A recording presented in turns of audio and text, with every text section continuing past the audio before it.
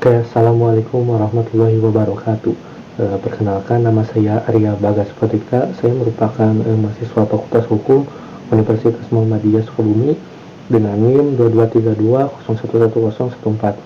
Nah, di sini saya akan membuat tugas akhir yang berupa video yang bertema problematika hukum ketenagakerjaan di Indonesia, yang dimana tugas akhir ini merupakan mata kuliah hukum ketenagakerjaan dengan dosen pengampu Bu Eriska Ginalita.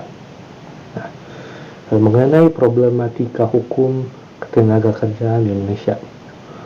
Hukum ketenagakerjaan ini adalah sekumpulan peraturan yang mengatur hubungan antara pekerja dan pengusaha. Nah, hukum ketenagakerjaan di Indonesia bertujuan untuk melindungi hak-hak pekerja dan pengusaha dalam hubungan industrial. Nah, namun dalam implementasinya terdapat berbagai problematika yang belum diurai secara lebih mendalam. Nah, di sini terdapat beberapa problem utama yang merupakan problematika hukum ketenagakerjaan Indonesia. Yang pertama ini ada pengangguran dan kemiskinan. Nah, tingkat pengangguran di Indonesia ini sebetulnya masih tinggi. Nah, dilihat dari data Badan BPS ya, mencapai 5,83 di tahun 2023. Nah, faktor yang menyebabkan tingginya pengangguran di Indonesia ini merupakan mismatch antara keterampilan tenaga kerja dengan kebutuhan pasar kerja. Lalu, pertumbuhan ekonomi yang belum optimal dan terbatasnya lapangan pekerja, kualitas pendidikan dan pelatihan yang belum memadai. Lalu yang kedua itu ada upah minimum rendah, yang dimana upah minimum di Indonesia ini masih tergolong rendah dibandingkan negara-negara lain di Asia Tenggara. Contohnya saja UMR di DKI Jakarta tahun 2003 hanya sekitar 4.950-an. Nah, hal ini menyebabkan banyak pekerja yang hidup di bawah garis kemiskinan, terpaksa bekerja di sektor informal dengan kondisi kerja yang tidak layak. Nah, lalu yang ketiga ada pelanggaran hak-hak pekerja. Nah, sekarang ini masih banyak pelanggaran hak-hak pekerja yang terjadi di Indonesia sekarang ini, seperti tidak dibayarnya upah lembur, cuti, dan pesangon. Nah, jam kerja yang berlebihan, tidak ada jaminan sosial, dan pelecehan seksual di tempat kerja. Lalu yang keempat, ada kelemahan penegakan hukum.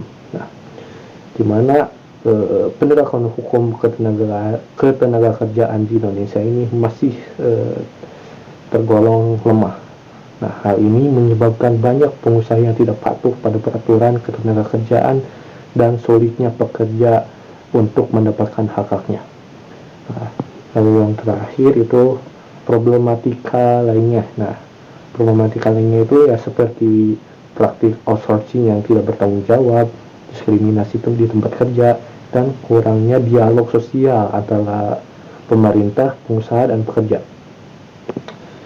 Nah, di sini ada saya contoh kasus tentang ketenagakerjaan yang terjadi di Indonesia ini.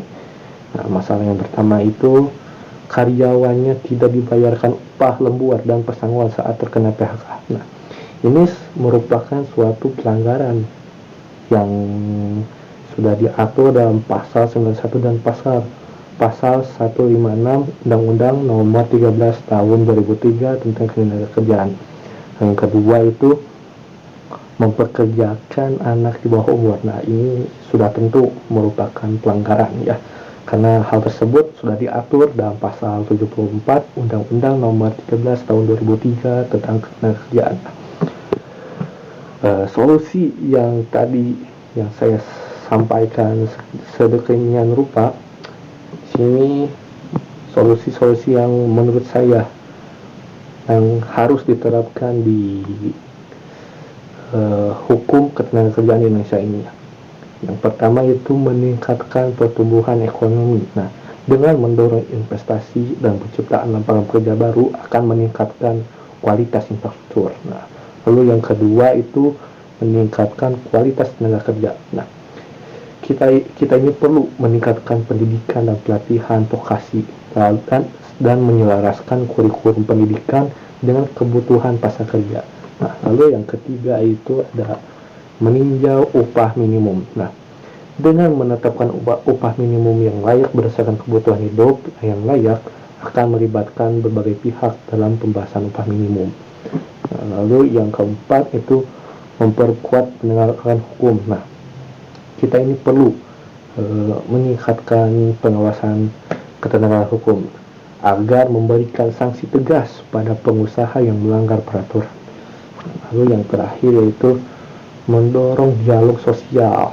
Nah, dengan membangun komunikasi dan kerjasama antara pemerintah, pengusaha, dan pekerja, kita akan mencari solusi bersama untuk menyelesaikan berbagai problematika ketenagakerjaan di Indonesia saat ini. Nah, itu merupakan pembahasan yang saya sampaikan.